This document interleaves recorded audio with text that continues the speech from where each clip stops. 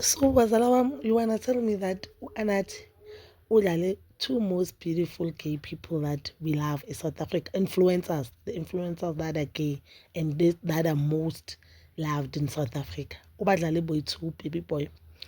Uba baby boy adlalang Dominic Kaiwan.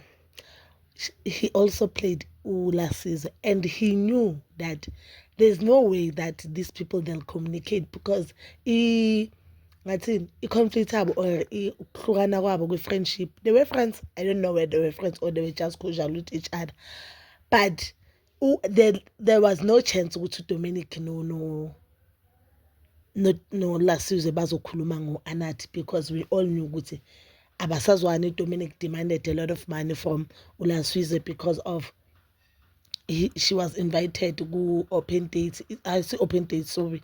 That date thing last season because we on that show where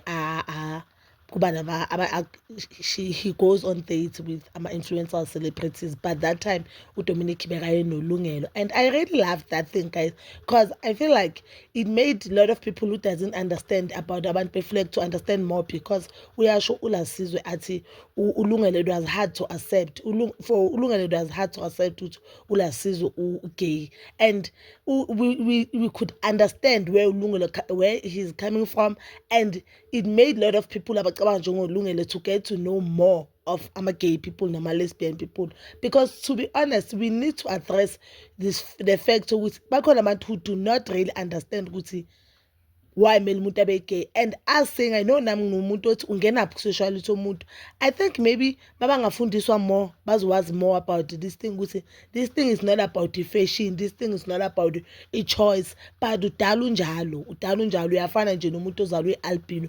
You didn't choose, but kule way wena ufila ngakhona udalwa ufila unemizwa kwabantu abagender efana neyakho, you understand.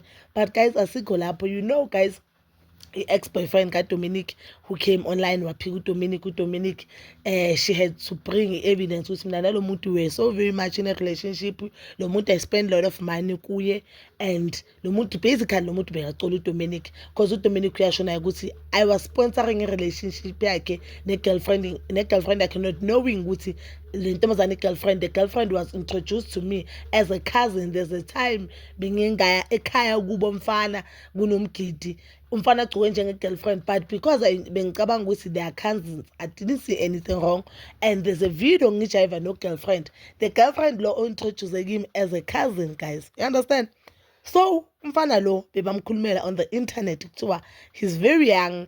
uDominic bekenzani nomntana omncane umfana lo, that means ugijimisa ama-gay who they have money, ama-gay that he knows that ngathi they are older. And guys ama-gay they are very much open with how it's difficult for them to date. You know why? Because especially more public to get someone ozobathanda out loud just because abantu abaningi they are still in the closet. It doesn't mean ukuthi abathandwa, it doesn't mean abekho abantu abasholayo, but abantu abajolayo nabo abaningi sometimes ukuthi umuntu ku-closet akafuni relationship yabo ibe out there because of abantu who they still homophobic or abantu who do not understand about or who do not understand want their family members to be gay, you understand.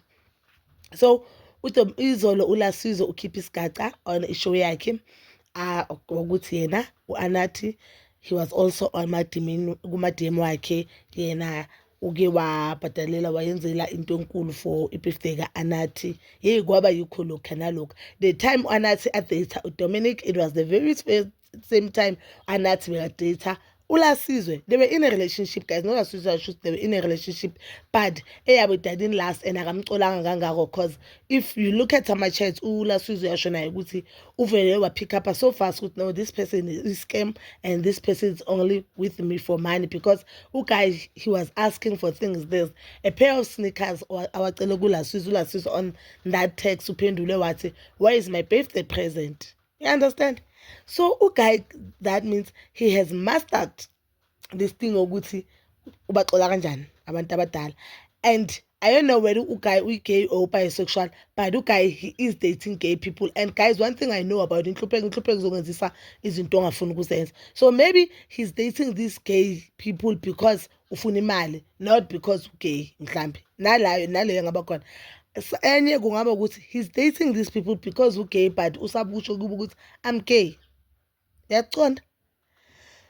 Yabo, this thing, it was shock of my life. Ikuthusile ukuthi kanjani ngoku.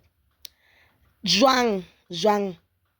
And I understand abantu who are saying Dominic was wrong of dating this young man because this guy is very young, but uzalwe 2005, it's alleged that uzalwe 2005, ne? And Dominic una 33 if not 34. Uguma 30s like and not 31. She's not 31. I think 32, 33 lap. And between 93, and if you're 93, that means una 33. So I'm not against the fact of how can una 30 something date someone who's 21. That is very wrong. I understand that is very wrong. But we are na 21 stoti kanjani. Nambona mntana 21 stoti kanjani. Bekamfunani la Suzo nomntana. Bekamfunani la Suzo nomntana. Ustoti lo mntana. Ulasizo as ashilo ukuthi unje uyi-fraud ubaby boy, uyi-fraud. It shows ukuthi uCocomelon lo ujwayele ukucola abantu abadala, ujwayele ukujola nama-gay and ujwayele ukuthi adle imali abantu abadala. Akayiqali lento and it seems like akayigcina. I'm so happy ukuthi uLasizo uyikhiphile lento, and I think now a lot of people they know of this guy and indlela arola ngayo.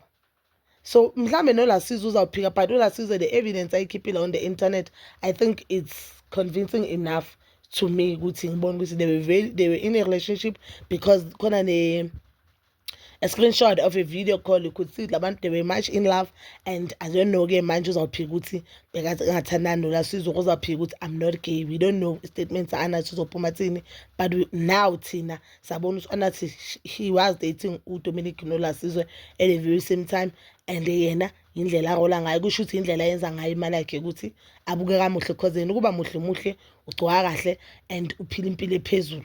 Le mpilo ephezulu isponsawa ama-gay lawa athandana nayo. But wazalwa wami, that is all for now. Please don't forget to like, subscribe, share and hit that notification button. Nginethanda ukuya nokubuya.